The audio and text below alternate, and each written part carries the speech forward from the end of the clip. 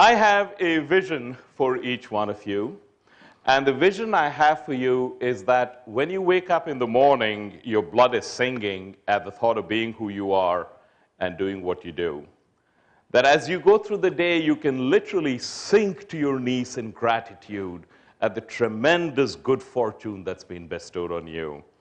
That as you go through the day, you become radiantly alive several times.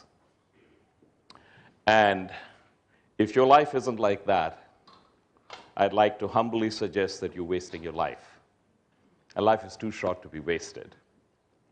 So what I propose to do in the next 17 minutes, I've used up 1 minute already, is to give you a set of powerful tools which can get you started on being there. Is that of interest to you?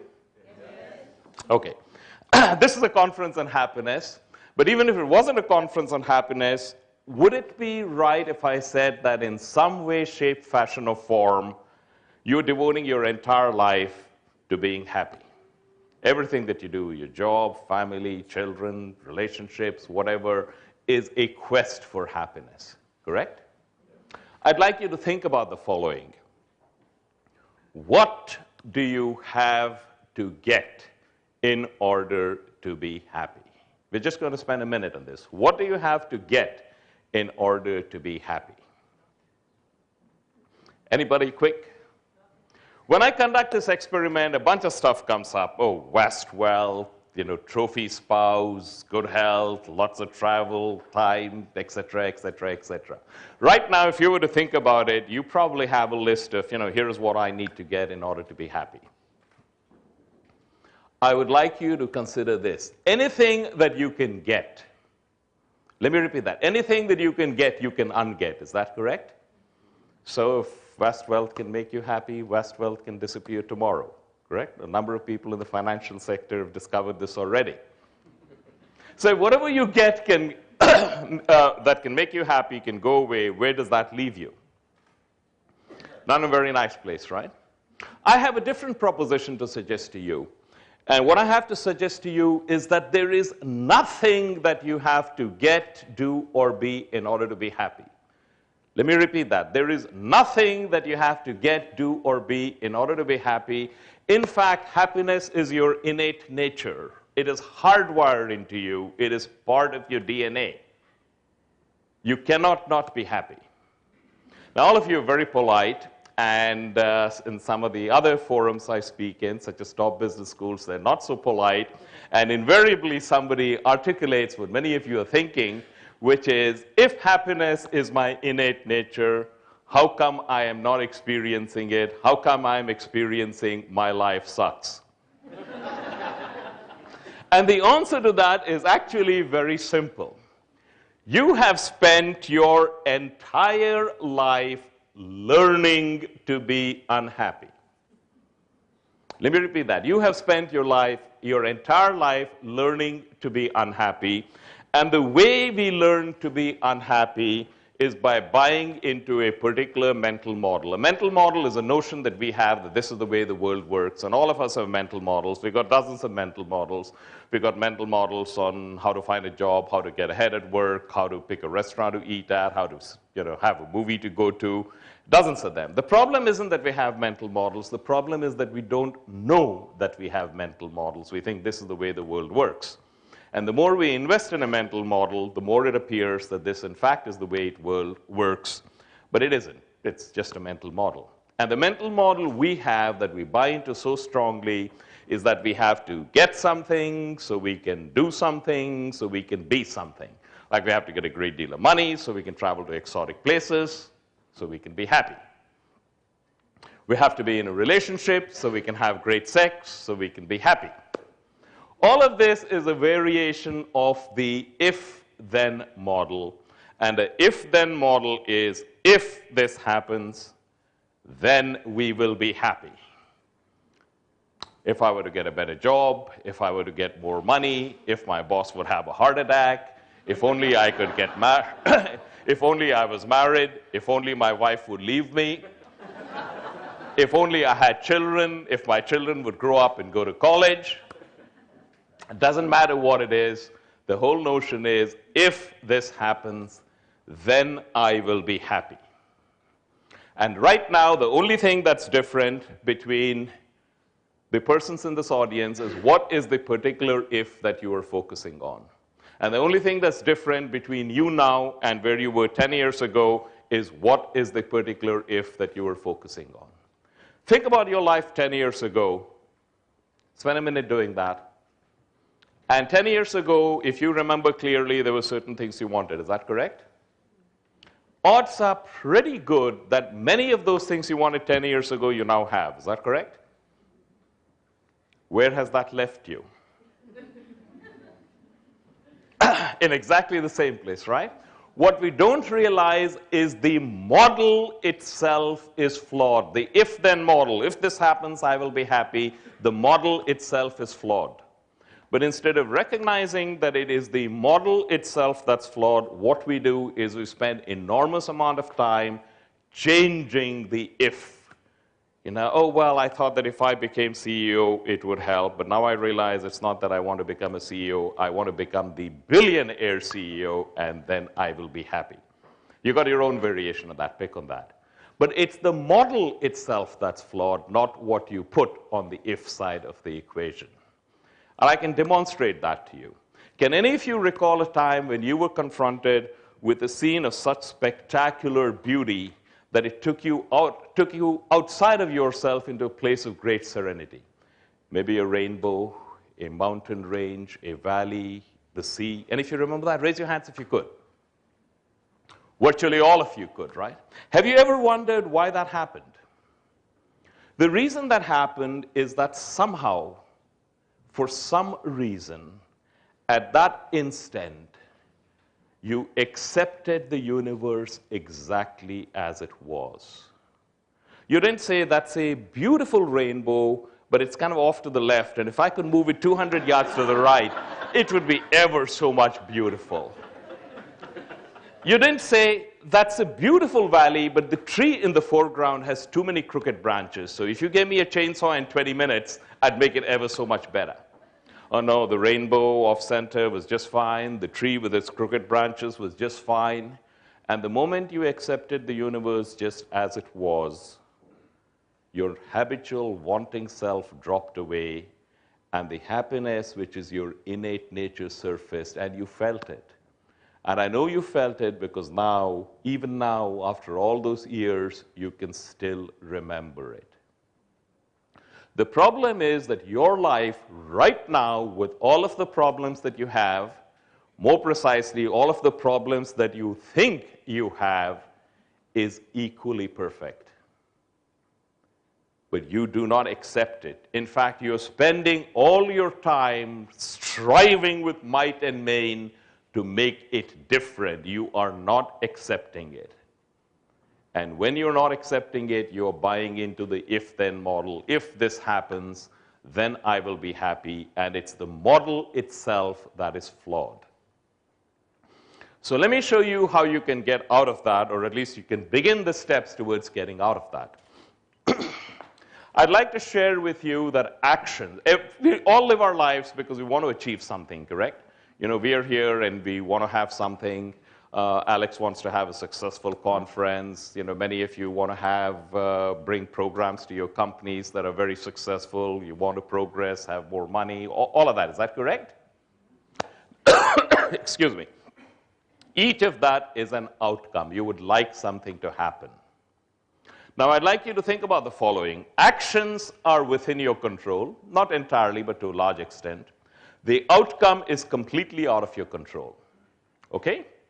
Actions are within your control. The outcome is completely outside your control. Have any of you recognized that when you have a goal and you start to work towards it, some of the time you don't achieve your goal, and some of the time what you get is the exact opposite of what you wanted? Has that happened to any of you?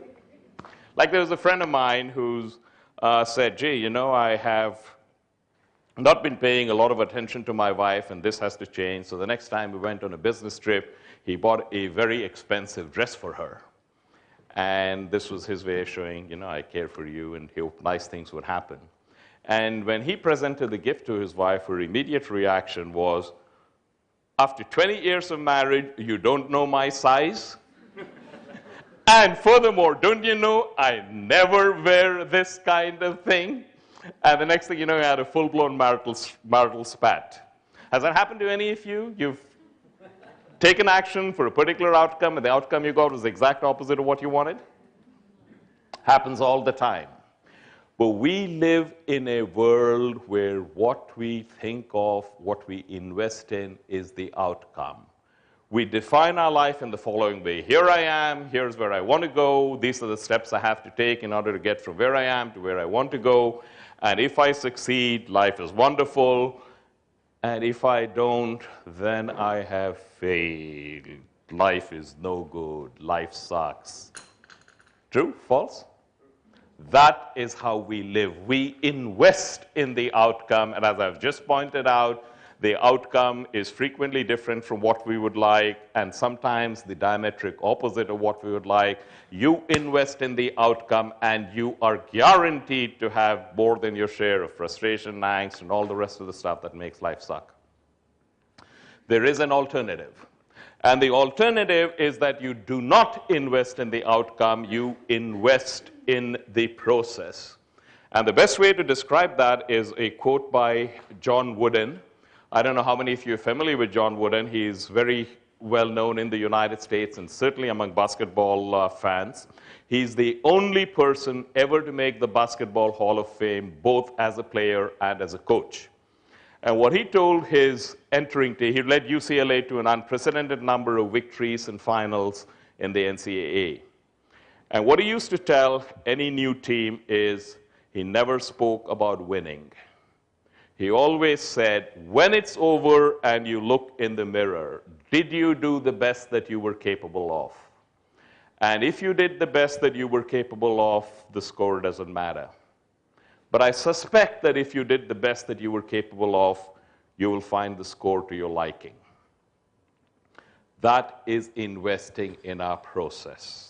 What we do is the exact opposite. We invest in the outcome. This is what I want. Oh, I want it so desperately because if I get it, I will be happy. And you try with might and main to do whatever you can, but you are always focusing on this is the outcome.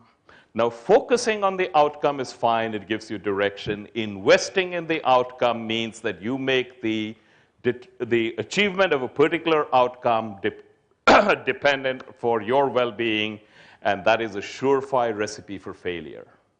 What you can do is something else. You can invest in the process. That is, once you have determined, here is where I am, here is where I want to be, and that's fine. You focus on the outcome only to the extent that it gives you direction, and then you invest yourself completely in the process. You say, here are the steps you want to take, and you put everything into it. And if you succeed, wonderful. And if you don't succeed, still wonderful. Because now you have a new starting point. From that new starting point, you select another outcome and keep going. And when you do that, you will find that every day is a blast. Let me give you an example. And if you have children, raise your hands if you have children. Have you ever seen a small child learn to walk? What happens, and this happens typically between 11 and 13 months, is the child gets up and she sees everybody walking. She wants to walk. She gets up. She falls down. She starts crying, and mama runs up and comforts her, kisses the place, makes it well. She tries again, falls down. Mommy runs up again. After some time, mommy feels tired and no longer runs up, and the child stops crying. And then she gets up and takes a step and doesn't fall down. And then she takes another. And a beautiful smile comes on her face. And very soon, generally within 24 hours, she's walking all over the place, upsetting your living room arrangements. And you've gone to a new stage of parenting, right?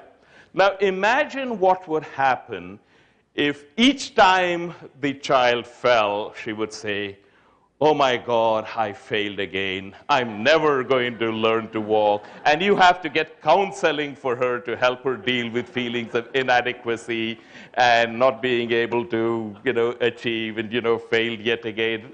How long do you think it would take her to walk if you had to do that? Every 3 times she fell down, you have to get a counselor to, counsel her and so on. Sounds funny, isn't it? But that is exactly what we're doing. What the child is doing is she is focusing on the process. She's investing in the process, not in the outcome. What we do is the exact opposite. As we grow up, we lose the ability to invest in the process. We start investing in the outcome. By definition, the outcome is outside of our control. And if that's where we spend all our emotional energy, we are going to get drained as we do. But if, on the other hand, we said, here is the outcome, I'm going to invest in the process and give it every single bit I could, every day is a blast. And you're well on your way to achieving the vision that I outlined to you. The question that I get all the time is persons say, Professor Rao, but nothing makes me passionate. So I said, okay, what would? And they invariably come up with, here is a list of things. Here's my job, and here's how much it pays, and this is the kind of person my boss is, and these are the kind of people my colleagues are, and here's how my customers are, and here's how much I travel, and here's how big my office is, and here's how deep the carpeting is, and here's how many windows I have. Bunch of parameters.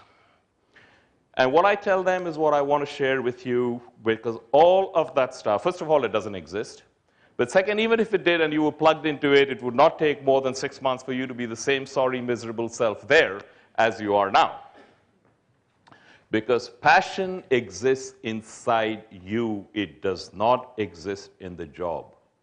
And if you don't find a way to ignite it within you, right where you are not going to find it outside.